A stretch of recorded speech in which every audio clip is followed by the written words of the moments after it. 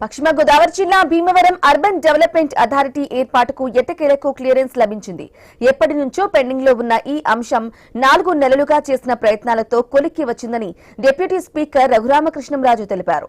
భీమవరం ప్రాంతానికి చెందిన నిధులు ఏలూరు వెళ్లి అక్కడ జమ కావడం సమంజసం కాదని ప్రభుత్వ దృష్టికి తీసుకెళ్లామని చెప్పారు. భీమవరం అర్బన్ డెవలప్మెంట్ అథారిటీ ఏర్పాటుకు త్వరితగతిన ఆమోదం లభించడంపై సీఎం చంద్రబాబు నాయుడు, పురపాలక శాఖ మంత్రి నారాయణకు రఘురామకృష్ణంరాజు కృతజ్ఞతలు తెలిపారు.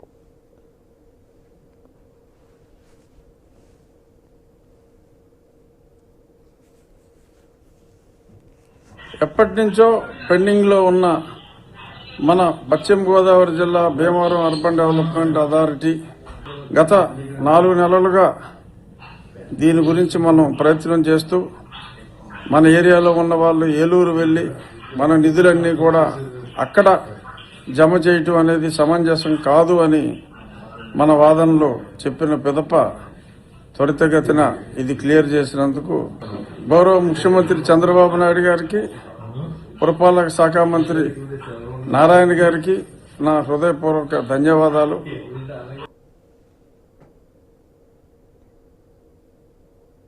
భీమవరం అర్బన్ డెవలప్మెంట్ అథారిటీ బుడా ఎప్పటి నుంచో